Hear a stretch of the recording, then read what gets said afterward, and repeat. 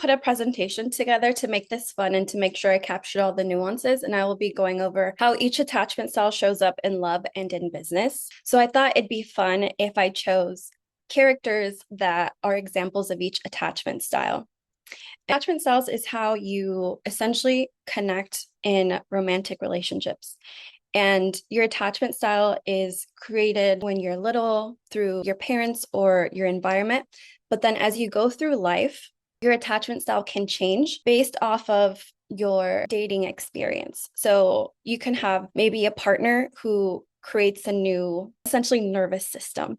So you could be born with a certain attachment style, but then change throughout life. So this is something that changes. And the good news about that is that you can also shift into securely attached, which is one of the 4 attachment styles. How many of you are familiar with attachment styles? So there are 4 attachment styles. So there's the anxious attachment style, and then there's the dismissive or avoidant attachment style, and then there's the disorganized or fearful avoidant attachment style, and then there's secure. So those are the 4, which we'll be going over today. And I'll be diving in more as to what they look like, their behaviors, how you show up in love and business. So it'll become more clear. So after this is essentially a masterclass on attachment styles. So you'll be very familiar with what they are. And so the first one that we're going to start off with is Carrie Bradshaw from Sex and the City. Sex and the City is an iconic TV show. And Carrie Bradshaw is the main character who loves connection. So anxious attachment styles love connection. They're warm, they're emotionally open, they're inviting.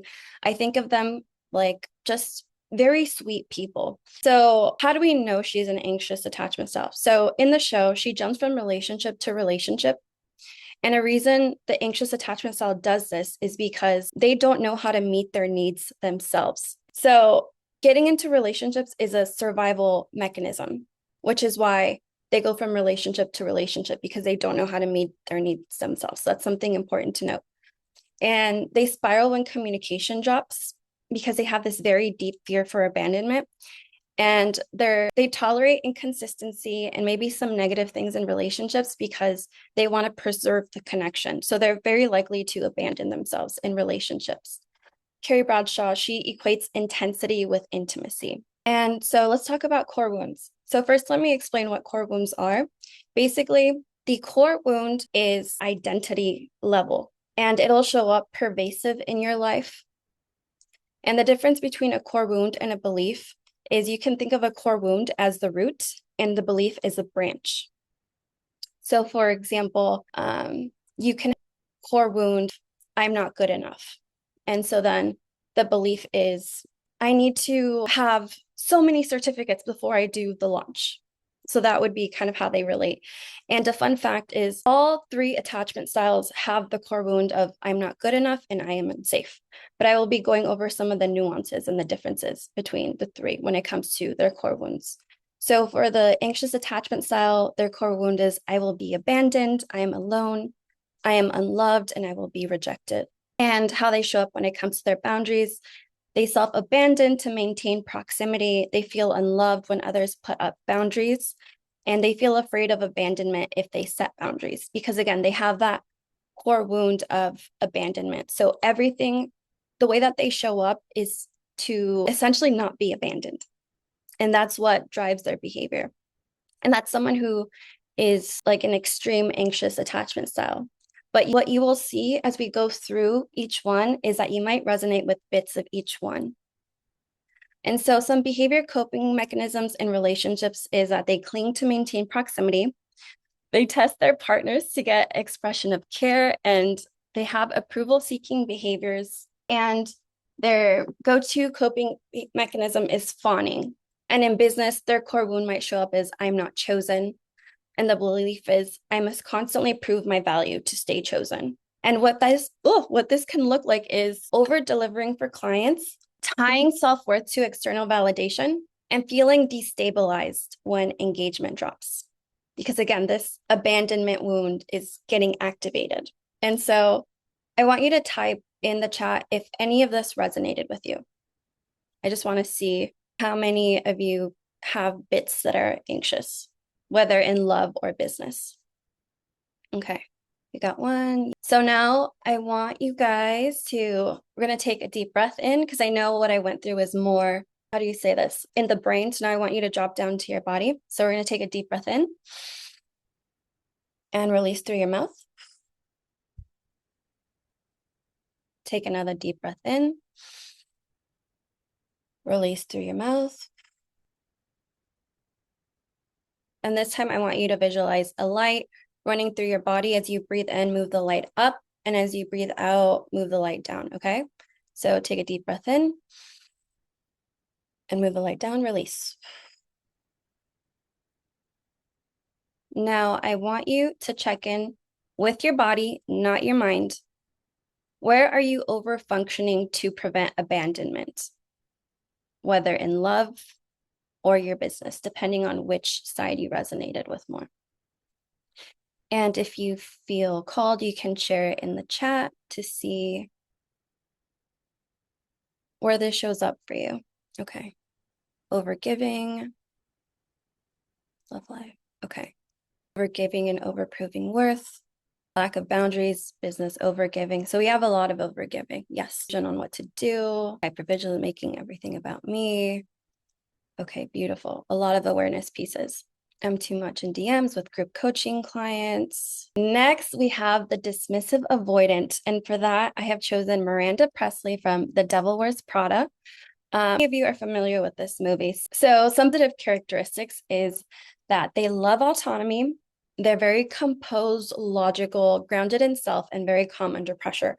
And if you were to go on a first date with a dismissive avoidant or meet a dismissive avoidant for the first time, they actually would come off as secure because they're very grounded. And you wouldn't know that they're dismissive avoidant until emotions come up. And that's where they shut down or they ice you out because they're very allergic to emotions. They feel very unsafe when it comes to emotions. And that's someone who's an extreme dismissive avoidant, because when we talk about these attachment styles, it's a spectrum. So you can be a little bit of each and maybe not be in an extreme. But typically, if emotions come up, conflict comes up, they'll shut down and push you away. So if we think about it energetically, the anxious, between a push-pull dynamic, the anxious pulls. They want to pull you in because they don't want to be abandoned. A dismissive is going to push you away because they don't want to be enmeshed, or they really value autonomy. They want their space. Then the fearful avoidant or disorganized does both. They push and pull, push and pull, push and pull. So it can feel more volatile inside. And to others, you can come off like hot and cold. And so why she's dismissive avoidant? So she keeps relationships secondary to autonomy and career. She withdraws when emotional demand increases because, again, they're allergic to emotions. Like, don't want to deal with that. Creates distance instead of seeking reassurance. So they're very hyper independent, and they prioritize control over closeness, and they maintain high standards to avoid dependency. So she equates independence with intimacy. And some core wounds are, I am defective, I will be weak, I am incapable of change. And this attachment style has really big shame wounds, which is why they also don't like feeling, because it causes a lot of pain to even try to go there. And so they're also more sensitive, which is why they also shut down more easily. Okay, so you've got a few dismissive avoidance in love. So some behavior coping mechanisms in relationships is stonewalling, withdrawing to decompress, numbing and avoiding, and pulling away when intimacy deepens. Because intimacy, again, that's where emotions come up, and that's where they might feel unsafe. So they'll pull away, almost like a little turtle. So they like to, going into their shell is their safe space. So in business, the core wound might be dependence is dangerous. And business belief is I must stay self-sufficient to stay safe. They don't like relying on other people because then there's risk to that. And in business, they keep emotional distance from clients and over control delivery. They're hyper independent and avoid asking for support. They make money but don't feel nourished, again, because they're not tied to their emotions. So what comes up when I think of that is we shared it in the mastermind. Alex Hormozy and Tony Robbins had an interview where Alex Hormozy said like so much money, but he's having trouble with fulfillment. So someone with a dismissive avoidant attachment style would be their experience. because they have a hard time attach when engagement drops. So the anxious attachment style will get activated and want to do more proving. Whereas the dismissive avoidant, they don't want to feel their feelings, right? So if their engagement drops, they'll just like, again, go into their shell or basically detach emotionally because they don't want to feel the bad feelings. So it's almost like they'll be like, oh, I don't care. That doesn't matter. So their reaction will be more like that. And so now we're going to do the breathing exercise again so we can connect to the body and go into the activating questions. So I want you to breathe in through your nose, take a deep breath, breathe out through your mouth. Now I want you to visualize light going up through your body as you breathe in and then out through your mouth as you breathe out. So take a deep breath in and take a deep breath out, move the light. We're going to do this again. Take a deep breath in, move the light up. Breathe out, move the light. Now I want you to tune into your body. Where does receiving support feel more dangerous than working harder? So working harder feels easier than asking for support. And tune into whether that's love or business for you. I want you to get specific as to what that is and share it in the chat. Business. Not really relevant, but can feel it a bit in love. Okay. Does it feel more dangerous to ask for support and it's easier to just work harder?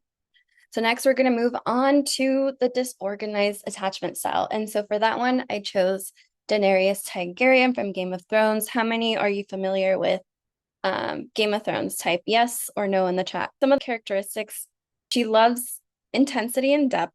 So she's emotionally courageous, intensely passionate, and deeply perceptive. So the fearful avoidant feels a lot. They have a lot of emotional range, which can be positive. And then because you're more passionate, you can feel more deeply.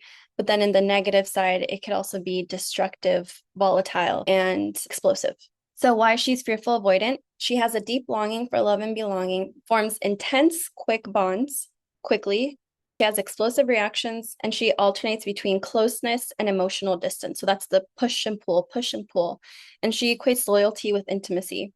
And the push and pull happens because the fearful avoidant craves closeness, but at the same time doesn't trust it because they have a core wound of betrayal.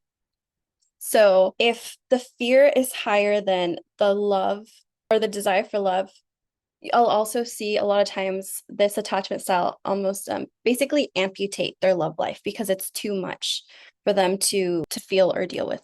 And so she equates loyalty with intimacy. Loyalty is safe because, again, they have a betrayal wound. So someone who is loyal makes them feel safe. And so some core wounds is I will be betrayed, I am bad, and I am unworthy. So some of the core differences between the dismissive is they have a defective wound, like I'm defective, a lot of shame. And then the fearful avoidant also has shame, but it's more of I'm bad, I'm unworthy. And so some boundaries, they cycle between setting boundaries from charged emotion. So it's when they feel very angry or like when their emotions, they can't keep them bottled up anymore. So they'll lash out and like set the boundary. Go between not having boundaries in close relationships and then feeling taken advantage of. So they'll cycle between these two when you're at an extreme, fearful avoidant. And so some behavior coping mechanisms in relationship is withdrawing to decompress. So they'll share a lot of the coping mechanisms as the dismissive avoidant and the anxious, but the difference is that they'll cycle between the two more. So they withdraw to decompress, they stonewall, and they can be spiteful, and they have emotional volatility. And anxious will do fawn. The dismissive will be more numbing, avoiding. And then the fearful avoidant will do basically all of them. So fight, flight, freeze, and fawning, because they're the attachment style that has more core wound. So which is why they have also a deeper range, which is very beautiful and impactful. But it also creates just the volatility between feeling all the feelings if we're not self-regulated or haven't addressed the core wounds. So the core wound is closeness turns dangerous. Belief, if I let people get too close, they can turn on me. Another core wound, trust leads to loss. So I must stay powerful, vigilant, and in control to prevent betrayal. So again, feels dangerous, and then trust leads to loss because of that betrayal core wound. So in business, they bond intensely with clients, but then pull back when feeling exposed. They want support, but struggle to fully trust it.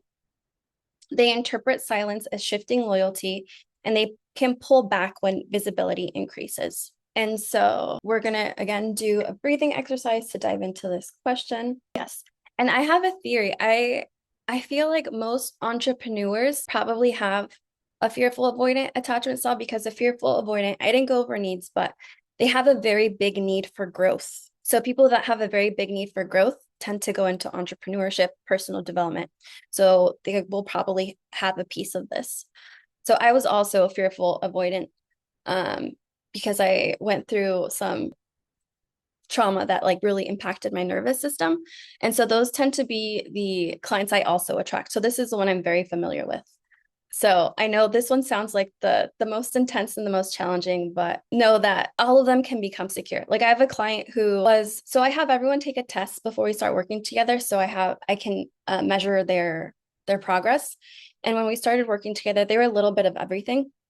And they had like a 30% secure attachment. And then after 90 days, they had 100% secure attachment. So if you resonate with any of these and it's making you feel a certain type of way, know that, again, they're not permanent. They can change, and becoming securely attached is very much possible. So we're going to take a deep breath through your nose, release it through your mouth. Take another deep breath and release. One more time, we're going to move the light. So move the light up, then move it down.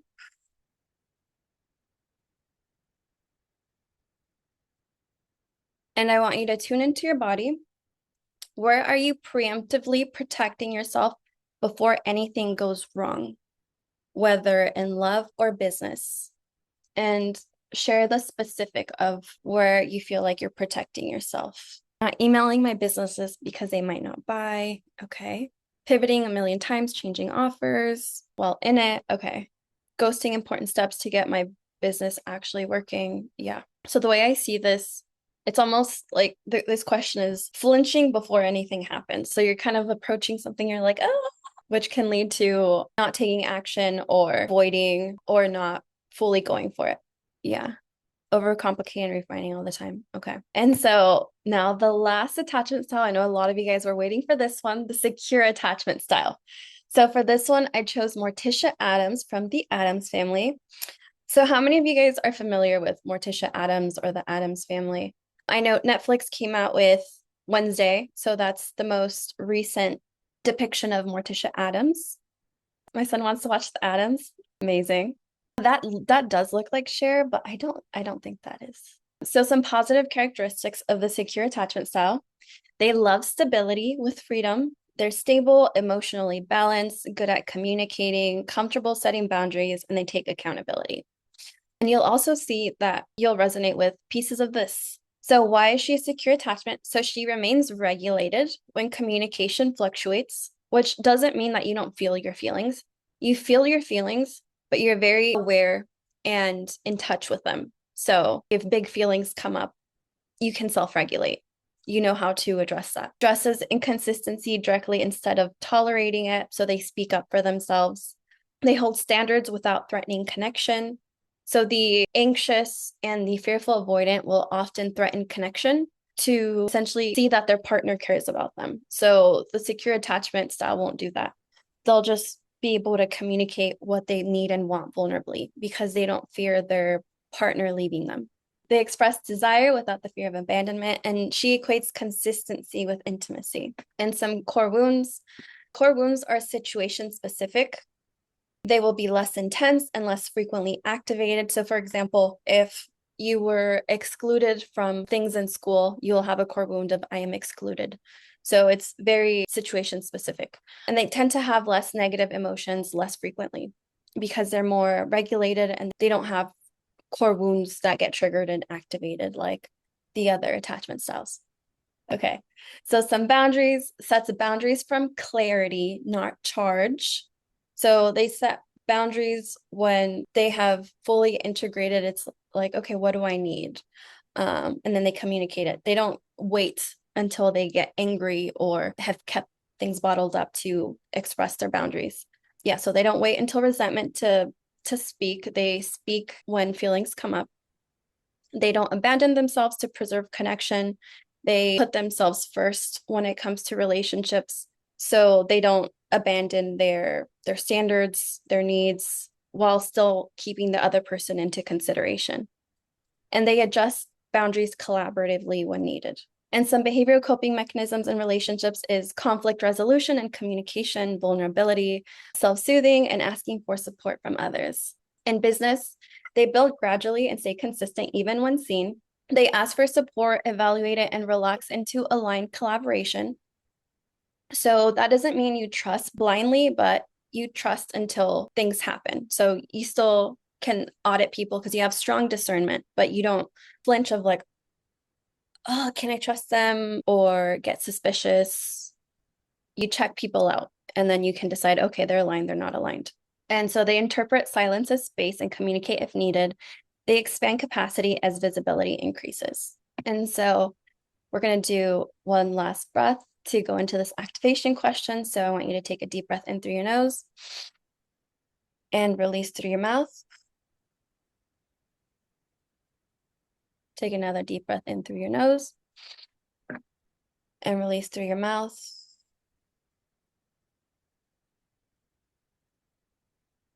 Now, tune into your body. Where would you move differently if you trusted your stability, whether in love or business? Where specifically would you move differently in either of the two or both? Allowing more joy. I'd feel less pressure and trust my way of holding it all. Yes, amazing. Biz action without thinking twice. Yeah, beautiful. I'd follow my intuition more, consistency. Yes. All right. So, in summary, the anxious overfunctions to secure belonging. The dismissive avoidant over isolates to protect autonomy. And the fearful avoidant over controls to prevent betrayal. And the secure self regulates to build sustainable growth. So, those are some of the key differences between the four. Now, I want you to type into the chat which one you resonated with the most in love or business. I know it can vary. You can have different ones that you primarily associate with in love versus business. So go ahead and share it in the chat. Or if it's, you could also have a primary and a secondary as well. But again, you could also resonate a little bit with all of them. Anxious, disorganized, fearful, insecure. Yeah. Dismissive, secure, secure in business, mix of fearful, avoidant, and secure. Not sure about business, a little anxious still, and also secure in love. Beautiful. I will gift everyone a quiz where you can see the breakdown of your attachment style in business or love. So you can just message me at Inner Love Guide. So we'll close this off. We'll do something more somatic so that we all close up feeling good. So again, we're going to take a deep breath in. And so when you breathe, I want you to make sure that you're breathing in through your belly. So when you breathe in, your belly's going to inflate like a balloon. And when you breathe out, it's going to deflate. And so what'll be helpful too is if you place your hands in your belly to make sure that you're breathing through your tummy and not through your chest, because it'll be more shallow if it's through your chest. So take a deep breath in and release.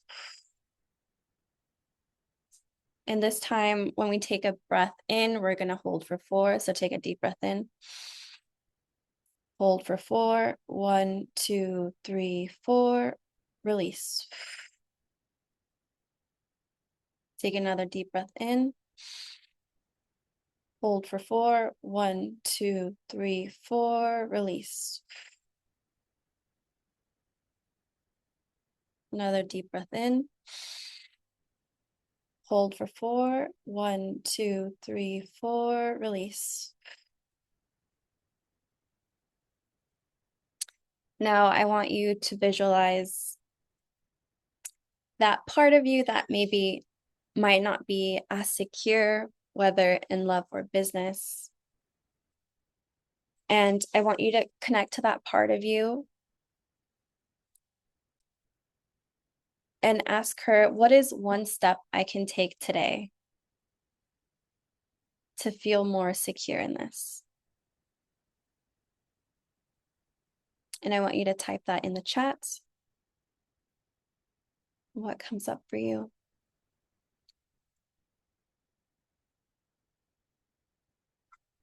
What is one simple thing that'll put you in the timeline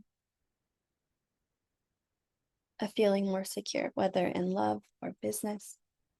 And in business, that can be visibility, money, clients, to be fully in or fully out, no more in and out. So what is one small action you can do today to feel fully in? Making my own plans from within. Something I want to point out as well is your attachment style is just a data point. It gives you information to be able to move to a secure attachment.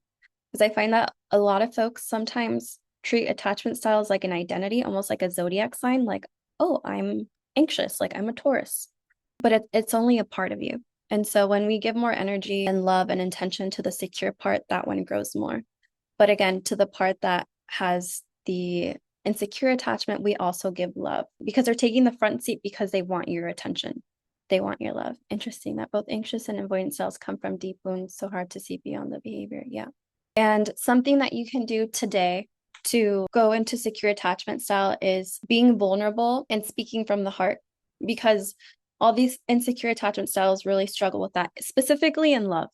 And then for business, something you can easily do today is take action through trust. It's protection after all. Yes. Yeah, these are all just protection mechanisms because of past experiences. Trust without evidence. Yes, amazing. Yes, never thought of this with business. Yes, action through trust. Well, yeah, and then, you can view it as when you do take action through trust, you just learn and then you refine. There's no such thing as failure until you quit. Amazing. Okay. Now I want you to close your eyes, and that version of you that came up to deliver this information, I want you to visualize them almost like this information was a gift for you to start a new timeline, a secure timeline, whether in love or business. And I want you to tell that version of you, thank you, give them a hug, give them a squeeze, whatever you feel resonates with them, and say your last goodbyes, and that you'll be in touch more often so you can navigate this journey together, and just tell them thank you for all the awareness pieces, and you appreciate all this gold coming up for you, because it's through awareness that then we're able to address things when they come to light. And then when you feel ready, take one last breath in and release. And then with that, thank you. That wraps up our session. And just a reminder, if you do want a quiz, send me a DM and I will be putting that together for you guys as a Galentine's gift.